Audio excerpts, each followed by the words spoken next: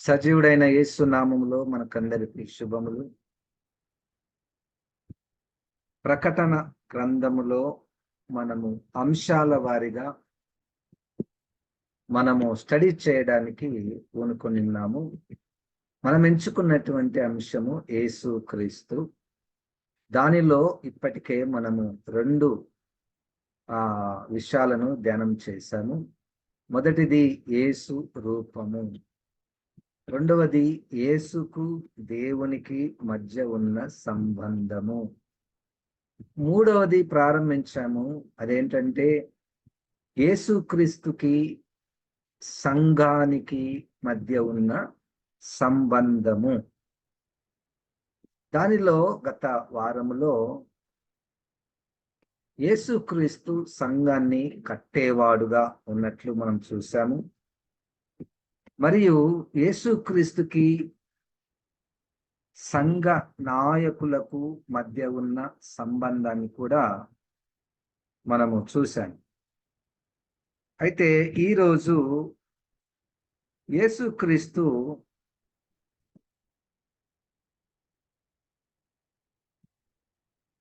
యేసుక్రీస్తుకి సంఘానికి మధ్య ఉన్న సంబంధములో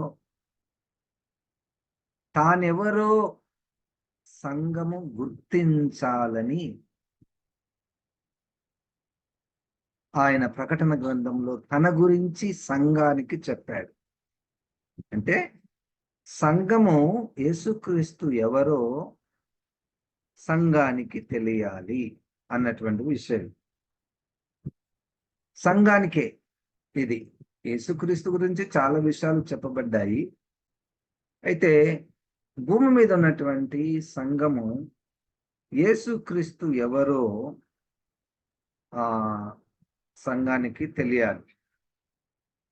సో ఏమేమి తెలవాలి సంఘానికి అంటే 1వ అధ్యాయము 4వ వచనములో యోహాను ఆసియాలో ఉన్న 7 సంఘములకు శుభమని చెప్పి వ్రాయినది.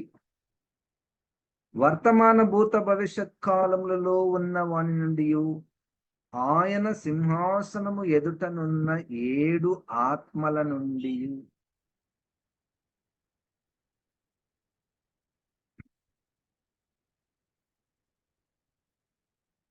ఇక్కడ యేసుక్రీస్తు ఎవరో సంఘము ఏం గుర్తించాలంటే, యేసుక్రీస్తు ఎవరు అంటే వర్తమాన భూత భవిష్యత్ కాలములలో ఉన్నవాడు.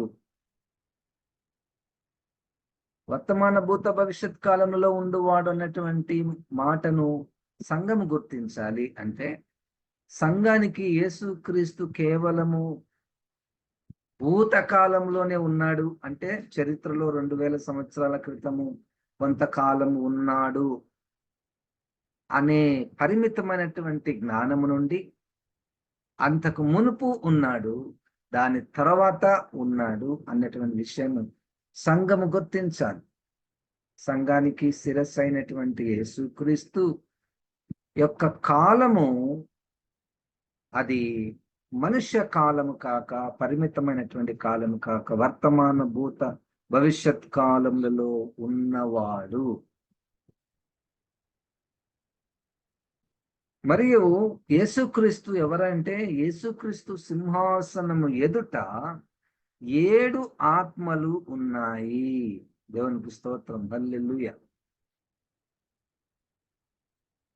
ఈ 7 ఆత్మలు తిరిగి మనము 4వ అధ్యాయములో చూస్తే, 5వ అధ్యాయంలో చూస్తే 4:5లో ఈ 7 ఆత్మలు దేవుని 7 దీపస్తంభాలనియు, మరియు ఈ 7 ఆత్మలు గొర్రెపిల్లకు 7 కన్నులనియు, ఈ 7 ఆత్మలు యొక్క పరిచర్య భూలోకమంతా సంచారం చేసి సమాచారాన్ని దేవునికి చేరవేయుట. అంటే ఇప్పుడు సంఘము యేసయ్య ఎవరో గుర్తించాలి. యేసయ్య ఎవరంటే యేసయ్య దగ్గర 7 ఆత్మలు కలిగినటువంటి వాడు. ఆయన సింహాసనం ఎదుటనున్న 7 ఆత్మల నుండి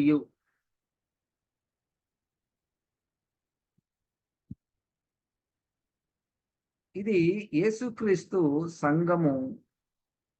యేసుక్రీస్తు ఎవరో సంఘము గుర్తించాలి. 5వ వచనంలో కూడా చూద్దాం. 1:5లో నమ్మకమైన సాక్షియు, మృతుల్లో నుండి ఆది సంభూతుడుగా లేచిన వాడు, భూపతులకు అధిపతియునైన యేసుక్రీస్తు నుండి కృపా సమాధానములు మీకు కలుగునుగాక. అంటే సంఘము ఎట్లా కట్టబడిందో, ఎవరి ద్వారా కట్టబడిందో గుర్తిస్తూ కృతజ్ఞతాస్తుతులు చెల్లిస్తూ ఆ యేసుక్రీస్తు యొక్క గొప్పతనాన్ని సంఘం ఎప్పుడు కూడా గుర్తు పెట్టుకోవాలి. యేసుక్రీస్తును కేవలం శరీరధారిగా మాత్రమే తెలుసుకొని వదిలిపెట్టకూడదు. వర్తమాన భూత భవిష్యత్ కాలములో ఉండువాడు, నమ్మకమైన సాక్షియు, మృతులలో నుండి తిరిగి లేచినటువంటి యేసుక్రీస్తు. హల్లెలూయా. ఇది సంఘం గుర్తించాలి. ఎంతసేపటికి సంఘము వాక్యంలో 4 సువార్తలలో యేసుక్రీస్తు ఏమేమి ఎక్కడెక్కడ తిరిగాడు, ఏమేమి బోధించాడు, ఎన్ని అద్భుత కార్యాలు చేశాడు, మనం అన్ని చెప్పుకుంటాం. అయితే తర్వాత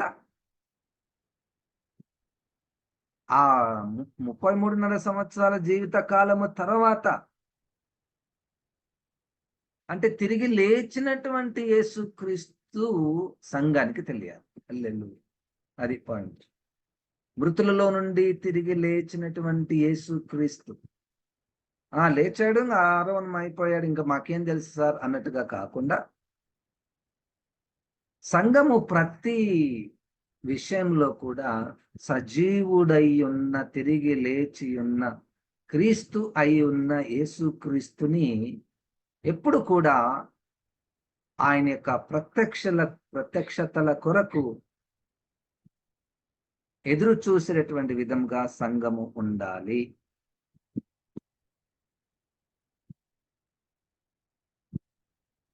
యేసుక్రీస్తుకి సంఘానికి మధ్య ఉన్న సంబంధాన్ని మనము స్టడీ చేస్తున్నాం. 2వ అధ్యాయం 1వ వచనంలో ఎఫెసులో ఉన్న సంఘపు దూతకు ఇలాగు రాయము, 7 నక్షత్రములు తన కుడి చేత పట్టుకొని 7 దీపస్తంభముల మధ్య సంచరించువాడు చెప్పు సంగతులు ఏవనగా. ఇవన్నీ యేసుక్రీస్తు సంఘంతో మాట్లాడుతున్నాడు. సంఘంతో మాట్లాడుతూ నేనెవరినో మీకు తెలియాలి. 7 నక్షత్రములు తన కుడి చేత పట్టుకొని ఉన్న, మొదటిది దీపస్తంభముల మధ్య సంచరించువాడు. ఈ నక్షత్రములు అంటే ఇంతకుముందే మనము స్టడీ చేశాము. నక్షత్రములు అనగా ఇదే వచనంలో, ఇదే పైన 1వ అధ్యాయంలోని చివరి వచనంలో నక్షత్రములు అంటే అక్కడ అర్థం రాయబడింది. చివరిగా చదువుతున్నాను. ఆ 7 నక్షత్రములు 7 సంఘములకు దూతలు, ఆ 7 దీపస్తంభములు 7 సంఘములు. అంటే సంఘ నాయకత్వము దూతలు, సంఘం మీద ఏర్పాటు చేయబడినటువంటి దూతలు. దూత అంటేనే మనకు అర్థమవుతుంది కదా, దూత అంటే పరలోకం ఉన్నటువంటిది. అది మాత్రమే కాదు, సమాచారాన్ని, సందేశాన్ని, ప్రత్యక్షతలను సంఘానికి తెలియచేసేటడానికి ఏర్పాటు చేయబడినటువంటి నాయకులు. మేమందరము యేసయ్య చేతిలో ఉన్నాము అన్నటువంటిది గుర్తించాలి. ఇది మంచి పాఠం. హల్లెలూయా. మేమందరము యేసయ్య చేతిలో ఉన్నాము. ఆయన మమ్మల్ని తన కుడి చేతిలో పట్టుకొని ఉన్నాడు. మేము ఆయన ఆధీనములో ఉన్నాము. ఇది బాగుంటది. సంఘ నాయకత్వము ఎవరైనా ఈ విధంగా ఆలోచన చేసి యేసుకి మనల్ని, మన నాయకత్వము, ఇక్కడ దూతలు కాబట్టి నాయకత్వం అనేటువంటి పదాన్ని వాడుతున్నాను. యేసు క్రీస్తుకి సజీవుడైన, మృతుల్లో తిరిగి లేచిన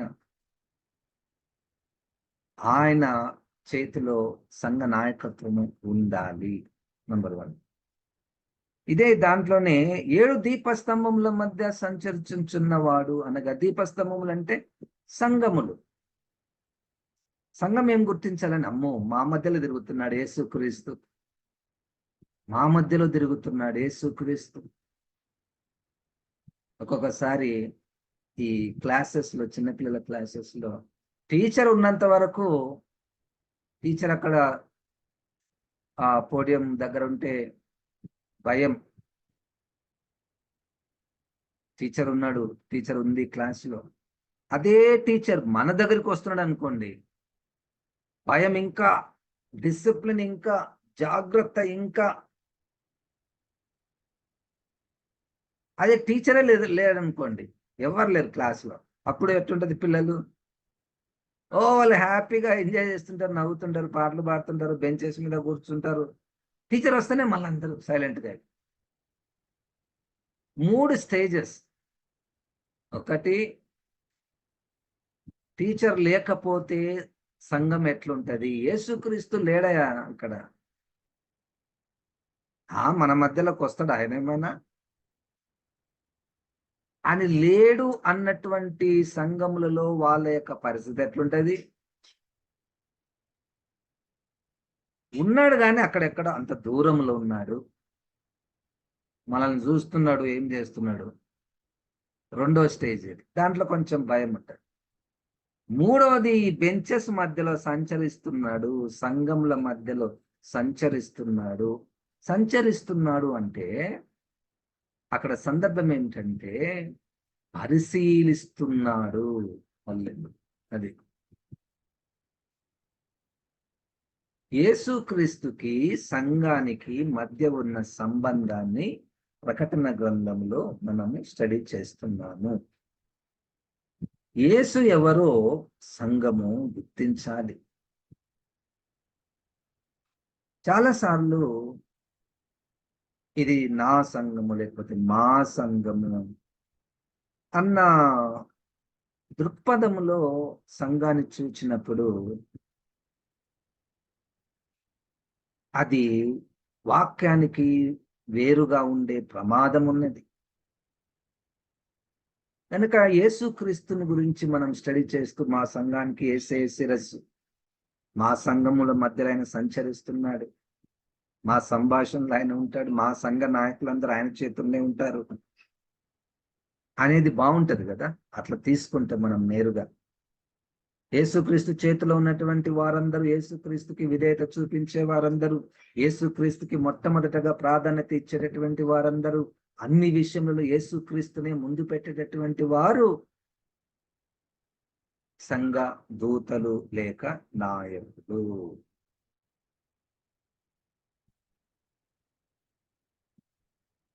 రెండవ అధ్యాయం 8వ వాక్యం.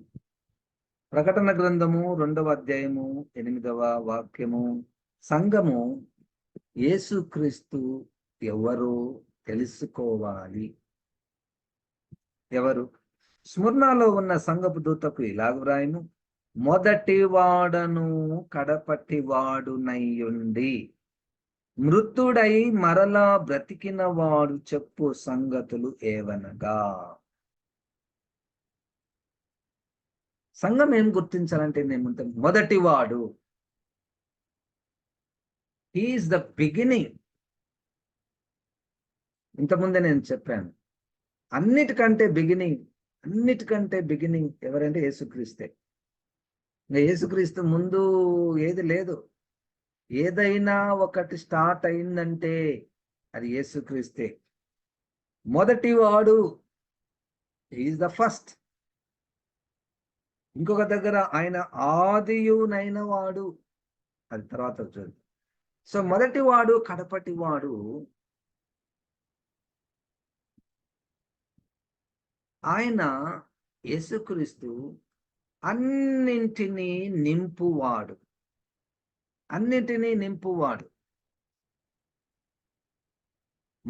ఈ విషయం సంఘం గుర్తించాలి. మా యేసుక్రీస్తు ఎవరు? ఆయననే మొదటివాడు, ఆయననే కడపటివాడు. ఒక వచనం నాకు గుర్తుకొస్తుంది, చదువుదాము. ఎఫ్ఎస్సి పత్రికలో ఇది బాగుంటది. ఎఫ్ఎస్సి పత్రికలో 2వ అధ్యాయములో చివరి వచనం ఎంత బాగుంటుందో తెలుసా? అది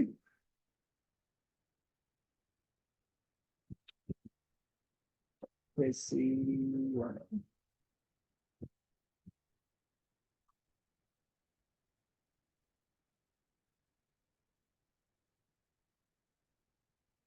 1:23.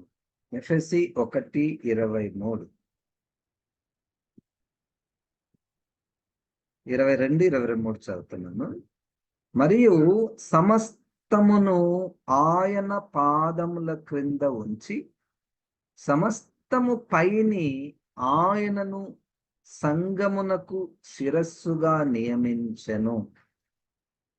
23, ఆ సంఘము ఆయన శరీరము, సమస్తమును పూర్తిగా నింపుచున్న వాని సంపూర్ణత అయ్యున్నది.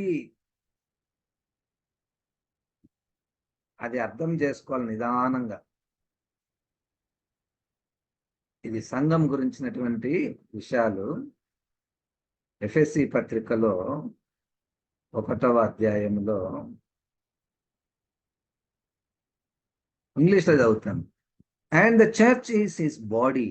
It is made full and complete by Christ, who fills all things everywhere with himself. మొదటివాడు కడపటివాడు, ఈ మధ్యలో ఉన్నటువంటి వాటినన్నిటినీ సమస్తమును నింపుతున్నటువంటి వాడు.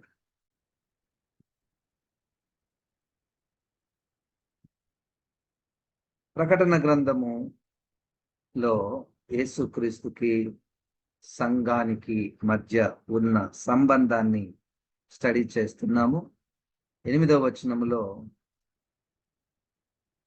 మొదటి వాడును కడపటి వాడునై ఉండి మృతుడై మరలా బ్రతికిన వాడు చెప్పు సంగతులు ఏవనగా. సాధారణంగా మనం ఎక్కువ ఈ ఈస్టర్ పండుగ వచ్చినప్పుడు యేసుక్రీస్తు తిరిగి లేచాడు, మరణం గెలిచి లేచాడు, లేఖనములు చెప్పినట్లు ఆయన 3వ దినమున తిరిగి లేచాడు అని ఎక్కువగా చెప్తుంటాం కదా. అపోస్తలులు కూడా అదే ప్రకటించారు. యేసు చనిపోయాడు, కరెక్ట్, మరియు తిరిగి లేచాడు, అది కూడా కరెక్ట్. ఇంతగా చెప్పడానికి గల కారణం ఏంటి? యేసు గురించి తిరిగి లేచాడంటే మనము పునరుద్ధానులుగా అయ్యే సమయం ఒకటి ఉన్నది. యేసుక్రీస్తు పునరుద్ధానానికి మన పునరుద్ధానానికి లింక్ ఉంది, సంబంధం ఉంది. ఆయన మృతుడై తిరిగి లేవకపోతే ఇక మనుషులు తిరిగి లేవరు. అంత మాత్రమే కాదు, 1 కొరింథీ 15వ అధ్యాయము ప్రకారము యేసుక్రీస్తు తిరిగి లేవకపోతే మీ విశ్వాసము వ్యర్థమే. నంబర్ 1, మా పరిచర్యంత వ్యర్థమే. నంబర్ 2, మీరు ఇంకనూ పాపములోనే ఉన్నారు. నంబర్ 3, చూడండి, ఇన్ని నష్టాలు యేసుక్రీస్తు తిరిగి లేవకపోతే.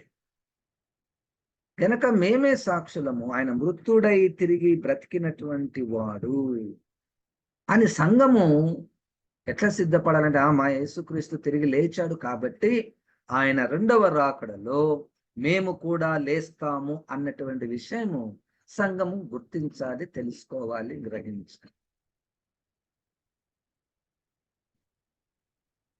మనము బైబిల్ స్టడీని మరీ సాంకేతికంగా, టెక్నికల్గా మనం స్టడీ చేయడం లేదు. మనము సమాన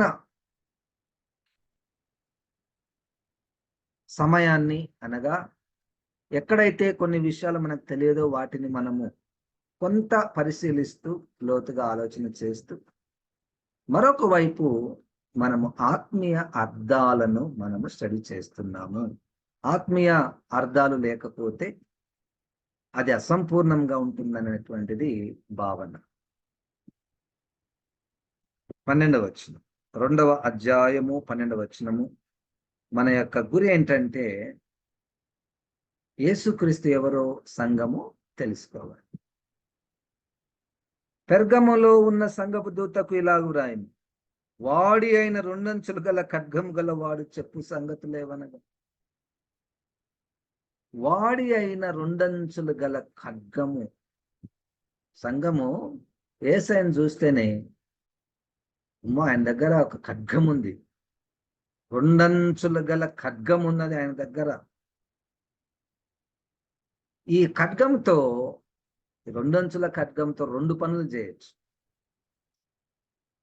ఒకటి, హెబ్రీ 4:12 ప్రకారము ఈ 2 అంచులు గల ఖడ్గముతో మనిషిని లోపలలో ఉన్నటువంటి ఉద్దేశములు, ఆలోచనలన్నిటినీ బయటికి తీయడానికి ఉపయోగించే ఆయుధం ఈ ఖడ్గం. ఇది సంఘం గుర్తించాలి.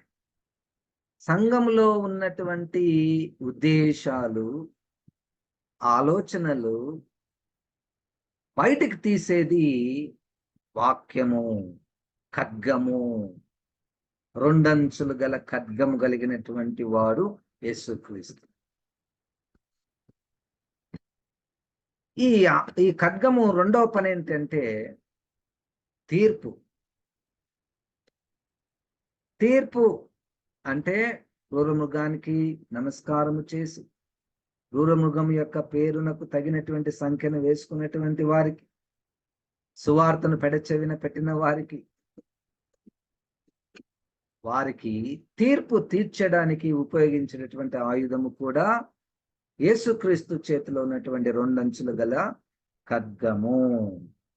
వాడి అయిన 2 అంచులు గల ఖడ్గము గల వాడు చెప్పు సంగతులేవనగా. సంఘం ఇది గుర్తించాలి.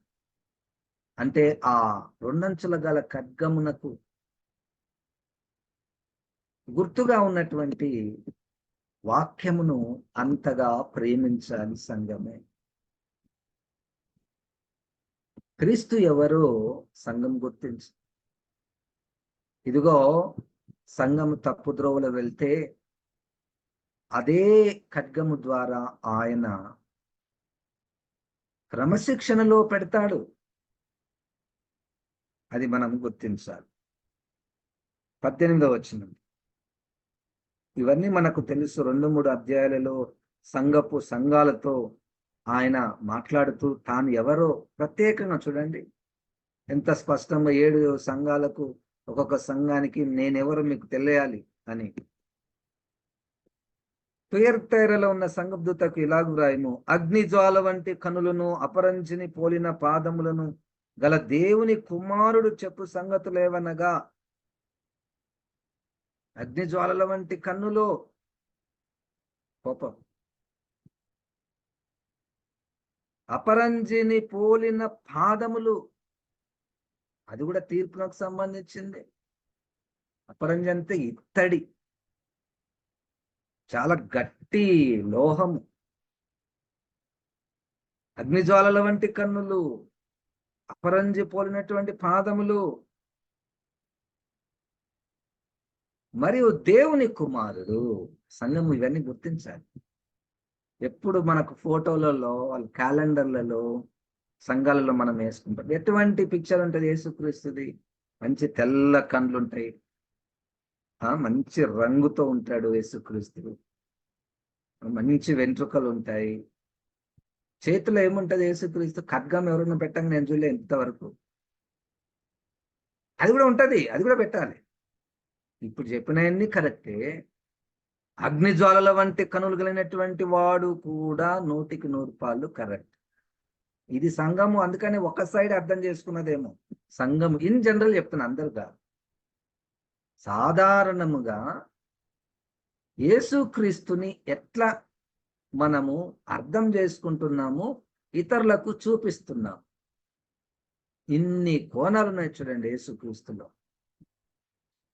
ఇదంతా సంఘము ధ్యానం చేయటం మంచిది. యేసుక్రీస్తు యొక్క జ్ఞానంతో నింపబడుట సంఘానికి మంచిది. తానే చెప్తున్నాడు కదా. ఇంత చెప్పడానికి గల కారణం ఏంటంటే, నేను అనుకుంటున్నాను, ఇది రాస్తున్నటువంటి సమయానికి ప్రజలలో, ముఖ్యంగా క్రైస్తవ సంఘాలలో క్రీస్తును గూర్చినటువంటి జ్ఞానము చాలా తక్కువగా ఉన్నది.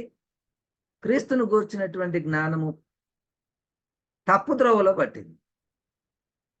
ఎవరో ఒక మనిషి, మంచి టీచరు, మంచి బోధకుడు, గురువు అని కొంతమంది, లేదా ఇట్లే చాలా మంది ప్రవక్తలు పోస్తున్నారు కదా, ఈయన కూడా ఒక ప్రవక్త అని, ఇంకా ఎన్నెన్నో. కనుక ఈ అంత దినములలో కూడా యేసుక్రీస్తును గూర్చి సంఘమునకు తెలియాలి, గ్రహించాలి. దాన్ని ఒక అనుభవపూర్వకముగా యేసుక్రీస్తుని మనము అర్థము చేసుకోవాలి. దేవుని కుమారుడు చెప్పు సంగతులు ఏవనగా, ఈ దేవుని కుమారుడు గురించి మనం ఇంతకుముందే స్టడీ చేశాం. దేవుని కుమారుడు అంటే మానవులలో ఉన్నటువంటి తల్లిదండ్రులకు పుట్టినటువంటి వారిని చూసి ఆయన నా కుమారుడు, ఆ అర్థమిచ్చే మాట ఇది కాదు. దేవుని కుమారుడు అంటే బైబిల్ యొక్క సాహిత్యములో కుమారుడు అన్నటువంటి పదానికి అర్థం ఏమిటంటే, ఇద్దరు భార్యాభర్తలకు పుట్టినటువంటి మగ మనిషి కాదు.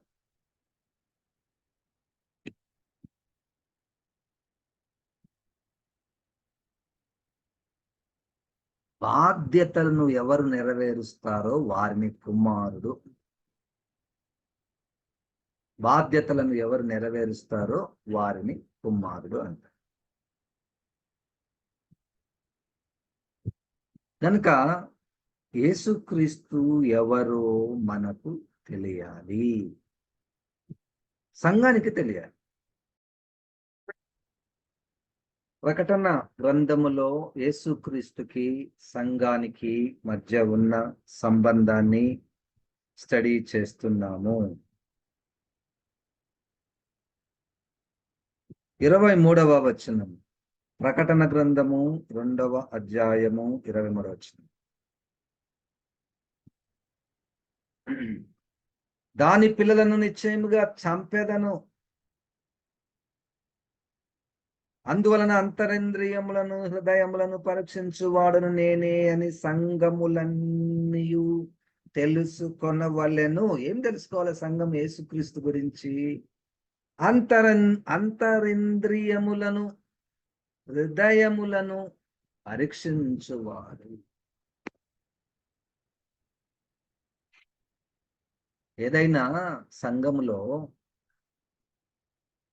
మనము, నేనే పాస్టర్, నేను ఒక స్వార్థముతో, దురుద్దేశముతో, స్వలాభము చేత ఏదైనా చిన్న మాట గాని, పని గాని, పరిచర్య గాని, కార్యక్రమం గాని చేస్తే ఈ మాట నాకు వెంటనే గుర్తుకు రావాలి.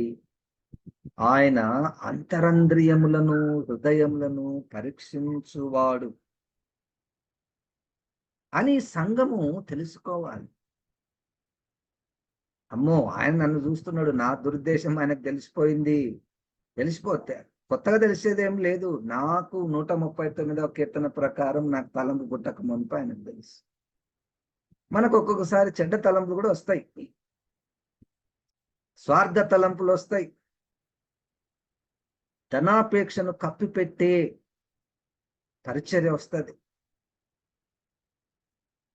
కానీ పరిశుద్ధాత్మ దేవుడు అనగా యేసుక్రీస్తు మన హృదయాన్ని పరిశీలించి, మన అంతరింద్రియములను పరిశీలించి, 2 అంచుల ఖడ్గాన్ని లోపలికి గుచ్చి ఇట్లా బయటికి తీస్తే ఆయనకు మాత్రం స్పష్టంగా కనపడదు. మీకెవరికి కనపడదు, మీకెవరికి కనపడదు.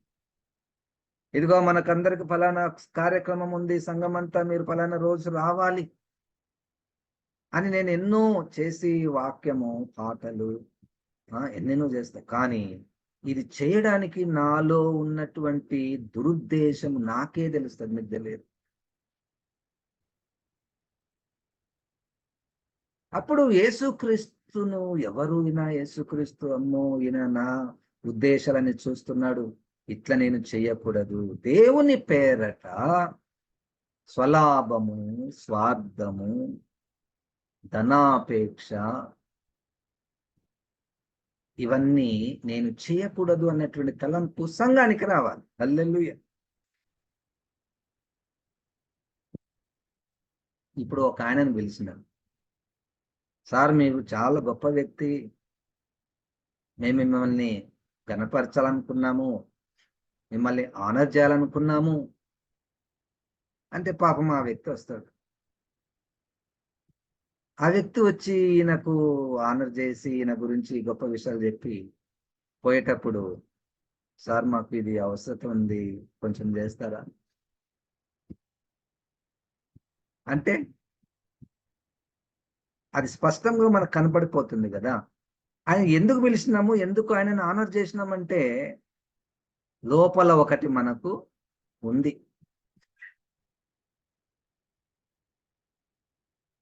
ఇవన్నీ కామన్ గా జరిగేటటువంటి స్థాయిలో కొంతమంది ఉంటూ ఉంటారు. కానీ ఇదిగో సంఘమా గుర్తుంచుకోండి, సంఘము విషయములో మన తలంపుల, ఆలోచనలు, నిర్ణయాలు, పనులు, పరిచర్యలన్నీ కూడా యేసుక్రీస్తు పరిశీలిస్తున్నాడు. వస్తాయి సాధారణంగా అయితే దురుద్దేశము, స్వార్థము, ఇది చేస్తే నాకు ఇంత లాభం వస్తుందా లేదా, ఇంత పెద్ద మీటింగ్ పెడితే నాకేంటి లాభము. ఇదిగో యేసుక్రీస్తు ఎవరో సంఘము గుర్తించాలి. అంతరంద్రియములను, హృదయములను పరీక్షించువాడను నేనే అని సంఘములన్నీ తెలుసుకొనును.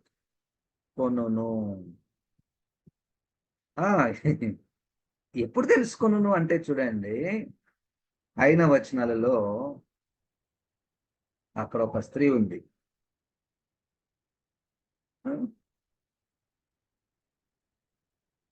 యజబేలు స్త్రీ 20వ వచనంలో. ఈ యజబేలు స్త్రీ అందరినీ తప్పుద్రోవలో పట్టిస్తుంది. అందరిని అంటే సంఘస్థులనే. విగ్రహారాధన విషయంలో, చారత్వము విషయంలో,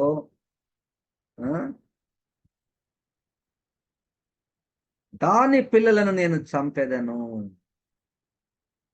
దాని పిల్లలను నేను చంపెదను, అప్పుడు సంఘము నేనెవరో గుర్తిస్తుంది. అమ్మో ఈయనకు అంతరేంద్రియములు, హృదయములు ఈయన పరిశీలించువాడు. జారత్వము రహస్యంగా చేస్తూ ఉంటారు. అది యేసుక్రీస్తుకు తెలుసు.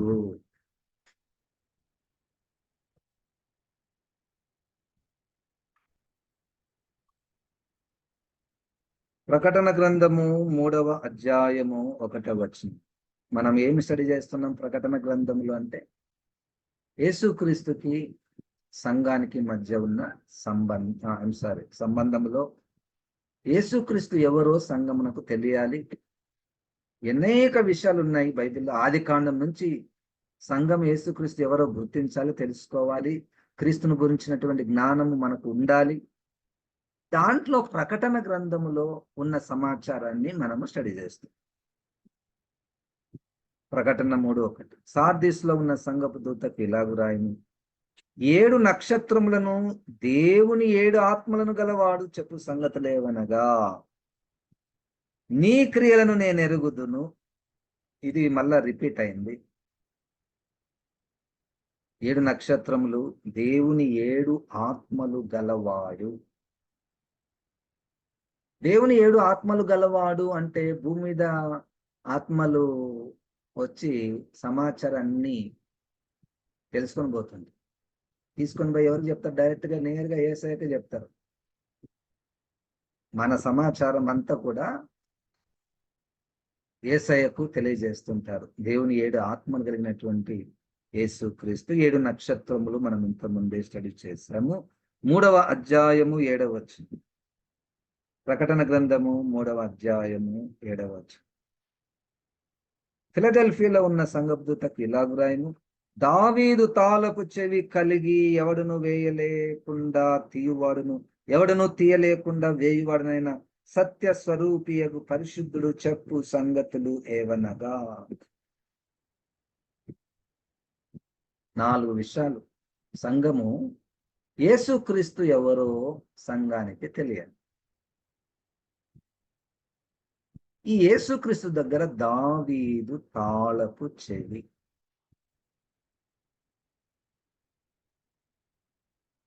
కలిగిన వాడంట. దావీదు తాళపు చెవి కలిగినటువంటి వాడు. అదేంటో ఆ దావీదు పాత నిబంధన తాళపు చెవి గురించినటువంటి విషయం మనకు ఇంకొక స్టడీ ఉంది. దాంట్లో మనం సంపూర్ణంగా ఆ తాళపు చెవి ఏమిటో తర్వాత మనం స్టడీ చేస్తాము. దావీదు తాళపు చెవి కలిగినటువంటి వాడు. రెండవది, ఎవడను వేయలేకుండా తీయువాడును ఎవడను తీయలేకుండా వేయువాడనైనా.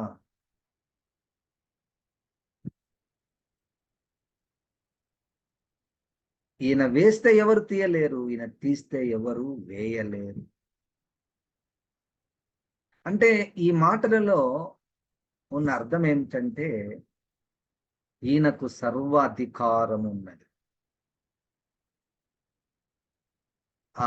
ఆది కాండములో 7వ అధ్యాయములో, మత్తయి సువార్త 25వ అధ్యాయములో ఆ ఓడ తలుపు వేస్తే ఇంక ఎవ్వరు కొట్టినా దీనికి రాదు. మత్తయి 25లో పెళ్లి కుమారుడు వచ్చి బుద్ధి గల కన్యకలను తీసుకొని పోయిన తర్వాత ఇంకా బయట బుద్ధి లేనటువంటి కన్యకలు ఎంత డోరు కొట్టినా అది తెరవబడదు, అది మూయబడింది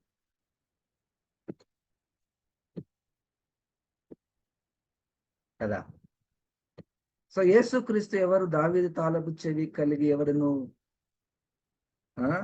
వేయలేకుండా తీయువాడును ఎవడును తీయలేకుండా వేయువాడునైనా. రెండవ విషయం. మూడవది, సత్యస్వరూపి. సత్యస్వరూపి అంటే యేసు రూపం ఎట్లుంటది? యేసు రూపం ఎట్లుంటది అంటే, మనం పోలికలు చెప్తుంటాం కదా, తెల్లగా ఉంటది, లేకపోతే మంచి జుట్టు ఉంటది, మంచి తెల్లని కళ్ళు ఉంటాయి. యేసు పోలిక, యేసు రూపం చాలా బాగుంటది. ఈయన రూపం అంట సత్యము. విచిత్రం కదా.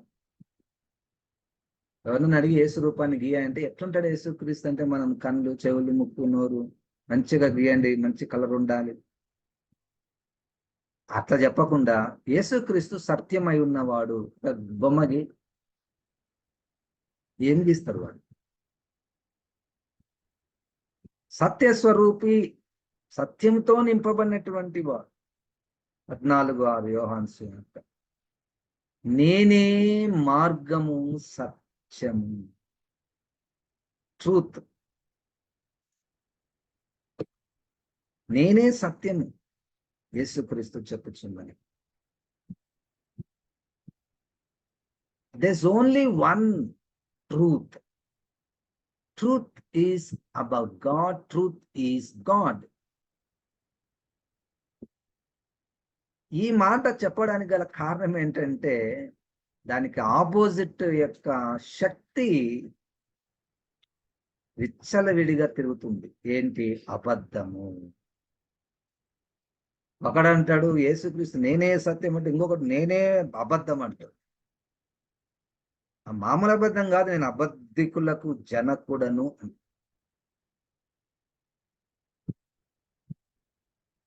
ఆ సందర్భంలో ఇదిగో ఒకటే ఒక సత్యం ఉంది, అది యేసు దగ్గరనే ఉంది. యేసయ్యనే సత్యం, సత్యస్వరూపి. సంఘము యేసయ్యను ఎట్లా గుర్తించాలంటే, అమ్మో ఈయన సత్యవంతుడు, ఈయన దగ్గర మనము ఇష్టం వచ్చినట్టు చేయనికి ఉండదు.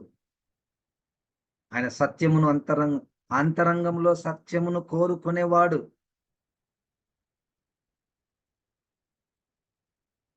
సంఘం అంటే ట్రూత్ఫుల్ గా ఉండాలి. తర్వాత ఈయన ఎవరు?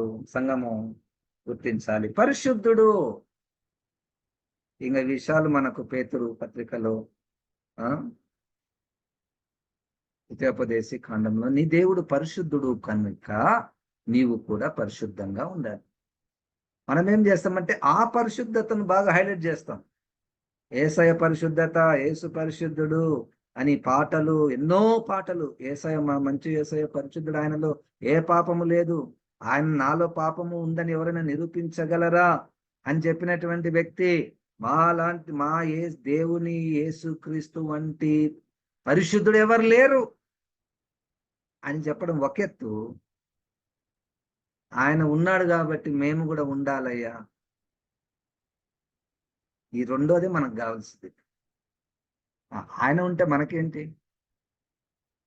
ఆయన పరిశుద్ధుడైతే, ఆయన సత్యస్వరూపి అయితే మనకేంటంటే మనము సత్యములో నడవవలెను అనగా సంఘము పరిశుద్ధతను కోరుకొనుట. హల్లెలూయా.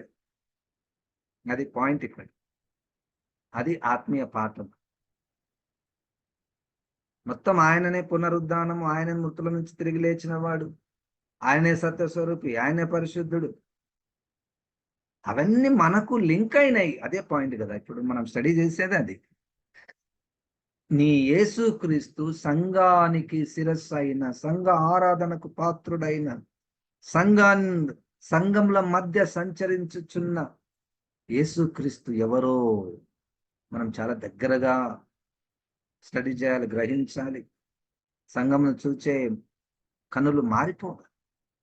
It's not like any family affair, it's not like any other institution.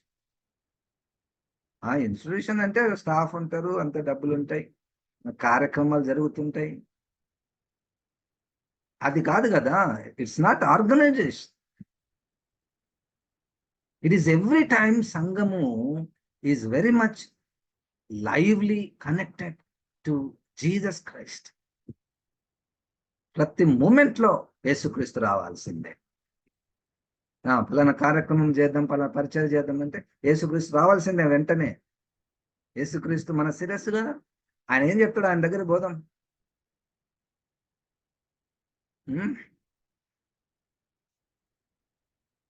మనమే మొత్తం నిర్ణయం చేసుకొని మలబై కాడ మనము ప్రార్థన చేయటం. కనుక అన్నింటిలో యేసుక్రీస్తు, అన్నింటిలో యేసుక్రీస్తు, శిరస్సుగా యేసుక్రీస్తు.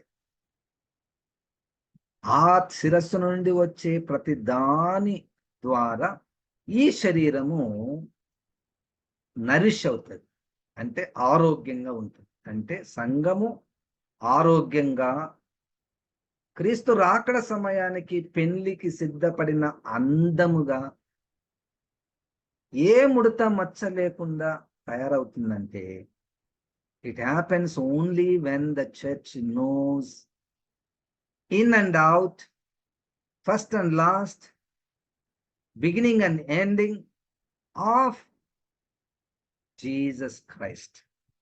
యేసు క్రీస్తు.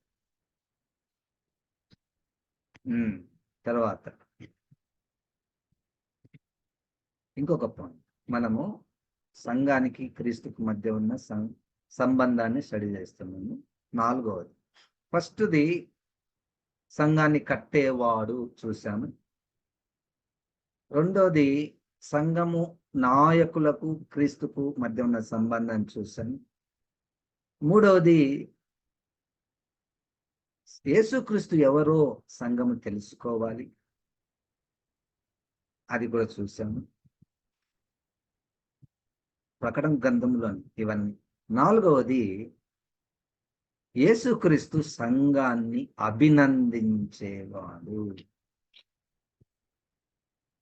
ఎప్పుడూ ఆజ్ఞలు, శిక్షలు, శాపాలు, ఇవన్నీ సార్ ఏమన్నా మెచ్చుకునేది ఏమన్నా ఉందా? అన్నీ ఏం జీరో నెగిటివ్ కాదు కదా మా సంఘంలో. మాకు కూడా కొన్ని ఉన్నాయి. మంచి ఇంత శ్రమ పడ్డాము, ఇంత కష్టపడ్డాము, అయితే యేసుక్రీస్తు వచ్చి మెచ్చుకుంటాడు. హల్లెలూయా. అది పాయింట్. సంఘానికి యేసుక్రీస్తుకు మధ్య ఉన్న సంబంధం ఏమిటంటే ఆయన కఠినుడు కాదు, అంతా కఠినుడు కాదు, అంతా శిక్షించేవాడు కాదు. మనము మంచి చేస్తే, మనము వాక్యానుసారంగా వెళ్తే ఆయన అభినందించేవాడు. రండి, ప్రకటన గ్రంథము 2వ అధ్యాయం 2వ వచనం. మన సంఘాలను ఇక్కడ పెట్టుకొని చూసుకోవాలి. మన సంఘం అంటే మనతోనే, నాతో ప్రారంభించాలి. నీ క్రియలను, నీ కష్టమును, నీ సహనమును నేను ఎరుగుదును. అయినో ఇది పాజిటివ్గా చెప్తున్నాడు. నాకు తెలుసు సంగమా, నీ క్రియలు, నీ పరిచర్య, నీ కష్టము, శ్రమలు వచ్చినప్పుడు నువ్వు ఓర్చుకునే విధానము, సహనము, భలే ఉంది, బాగుంది. మీ సంఘములో క్రియలు అంటే జనరల్ వర్డ్ కదా, అన్ని చాలా క్రియలు ఉంటాయి. కానీ కష్టమును ఒక్కొక్కసారి మనం కష్టపడుతుంటే సంఘంలో, నా కష్టము ఎవరు గుర్తించరు సార్. ఇదిగో యేసు క్రీస్తే నిన్ను మెచ్చుకుంటాడు, నిన్ను అభినందిస్తాడు. నాకు తెలుసు, నేనే కదా అంతరింద్రియమైన హృదయం పరీక్షించువాడు. వాళ్ళు గుర్తించకపోవచ్చు నానా కారణాల చేత. నేనైతే నీ కష్టము నాకు తెలుసు. కష్టం వచ్చినప్పుడు నువ్వు ఎట్లా ప్రతిస్పందించావు? నోరు మూసుకొని ఉన్నావు. సహనం, వెయిట్ చేశావు. అంటే ఇవన్నీ మాటలు వింటుంటే నాకు కూడా అట్లా ఉండాలి, నన్ను మెచ్చుకోవాలి. చిన్నప్పుడు స్కూళ్ళలో, కాలేజీలలో టీచర్ మనల్ని మెచ్చుకోవాలని మనము చాలా పనులు చేస్తుంటాం కదా. అబ్బా, టీచర్ నన్ను మెచ్చుకోవాలంటే మంచి మార్కులు తెచ్చుకోవాలి. టీచర్ ఏమైనా ప్రశ్న అడిగితే వెంటనే జవాబు చెప్పాలి. టీచర్ ద్వారా వెరీ గుడ్ అని అనిపించుకోవాలి. నిజంగా టీచర్ ఆ పేపర్ మీద మార్కులు వేసి కింద గుడ్ అని రాసింది అనుకో, అది తీసుకొని పోయి మన డాడీకి, మమ్మీకి మనం చూపిస్తాం. అభినందన. యేసుక్రీస్తు అభినందిస్తాడు. వేటిని అభినందిస్తాడు? 2 విషయాలు ఉన్నాయి కదా. కష్టము. సంఘంలో కష్టపడేవారు ఉన్నారా? నువ్వు కష్టపడుతున్నావా? యేసయ్య నిన్ను గుర్తిస్తున్నాడు.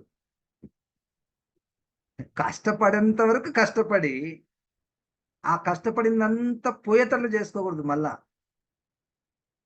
ఏంటి, ఇప్పుడు ఒక గంట సేపు మనం సంఘం విషయంలో కష్టపడ్డాం. ఇక వెంటనే నేను గంట సేపు కష్టపడినా ఎవరు నన్ను గుర్తించడం లేదు, నా పేరే మీరు పిలవడం లేదు, ప్రకటన చేయడం లేదు, అందరు ఫోటోలు ఉన్నాయి, నేను దాంట్లో లేను అనే మాటలు కాదు, తలంపులు ఉన్నాయి చూడు. ఆ తలంపులు ఆ గంట సేపు చేసినటువంటి వాటిని కొట్టేస్తాయి. ఇంకా మెచ్చుకోవడం ఏం లేదు ఇక్కడ. కష్టము ఫాలోస్ సహనము. సహనం. నిజంగానే కష్టపడితే ఒక్కొక్కసారి కొంతమంది గుర్తిస్తారు, కొంతమంది సంఘం, ఇది మనం సంఘం గురించి మాట్లాడుతున్నాం, ఒక్కొక్కసారి గుర్తించరు. వాళ్ళు గుర్తించరు. ఇంకా ఎన్నెన్నో ఎంతో రకాలుగా ప్రతిస్పందిస్తారు వాళ్ళు. ఇన్ని రోజులు, ఇన్ని సంవత్సరాలు నేను కష్టపడ్డాను ఈ సంఘంలో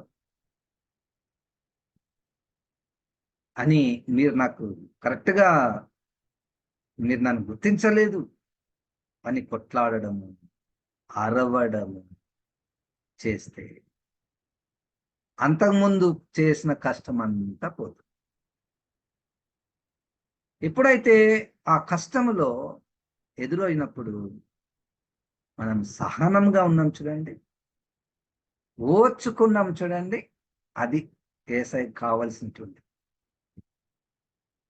నాకు తెలుసులే అమ్మా, అయ్యా, నాకు తెలుసు నువ్వు సహనంగా నువ్వు ఓర్చుకున్నావు, నువ్వు దిగమింగుకుంటున్నావు.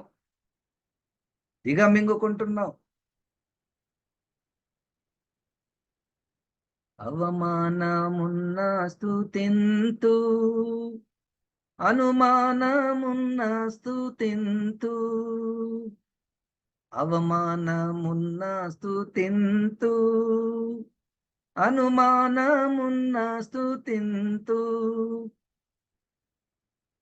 కన్ను మూసుకొని నన్ను జంపుకొని నిన్ను నమ్ముకొని. కష్టం వస్తుంది, కన్ను మూసుకుంటాం, కన్ను మూసుకొని లోపలనే నన్ను చంపుకుంటారు. అక్కడ సహనం కనపడుతుంది. ఎందుకు నువ్వు చంపుకుంటున్నావు, కన్ను మూసుకుంటున్నావు, నిన్ను నువ్వు చంపుకుంటున్నావు? ఎందుకంటే ఆయన నేను నమ్ముకొని ఉన్నాను. వీళ్ళు గుర్తించారు, ఒకసారి గుర్తించారు.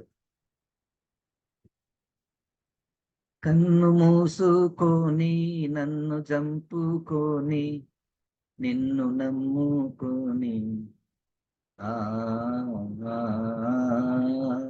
సదా స్తుతింతు యేసు రక్షక. సదా స్తుతింతు. అన్ని కాలములలో, అన్ని కష్టములలో నిన్ను నేను స్తుతిస్తాను.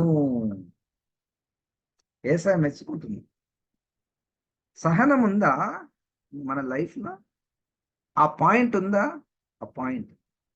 కష్టం ఉంది, నేను చాలా కష్టపడాను సార్ సంఘానికి, ఉంది. సహనం ఉందా?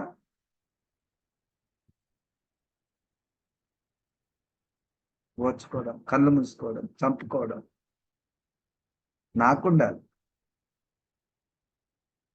నాకు అది అవసరం. ఎదురుపోయి కొట్లాడడం వద్దు.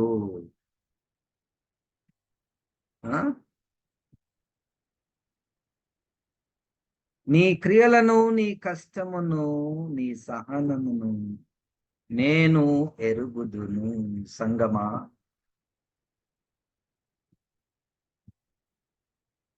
నా తర్వాత పెద్ద పదం ఉంది కానీ తర్వాత మనం స్టడీ చేద్దాము. ఈరోజు యేసుక్రీస్తుకి సంఘానికి మధ్య ఉన్న సంబంధాన్ని, దాంట్లో కూడా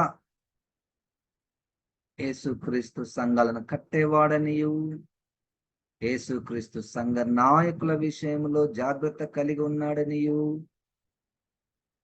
యేసుక్రీస్తు ఎవరో సంఘము తెలుసుకొనవలెననియు, యేసుక్రీస్తు సంఘములో జరిగే పనుల, క్రియల విషయములో ఆయన మెచ్చుకునేవాడు లేదా అభినందించేవాడనియు మనము స్టడీ చేస్తున్నాం. ఇంకా ఎన్నో ఉన్నాయి.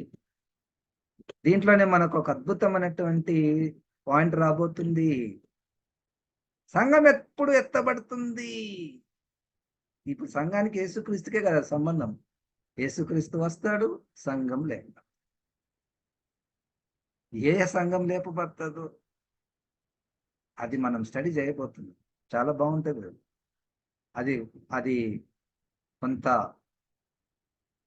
కేర్ఫుల్గా దాన్ని స్టడీ చేయాలి. వాక్యాన్ని మనం స్టడీ చేస్తాము, ప్రభు ఏది బయలుపరిస్తే మనము తీసుకోవాలి.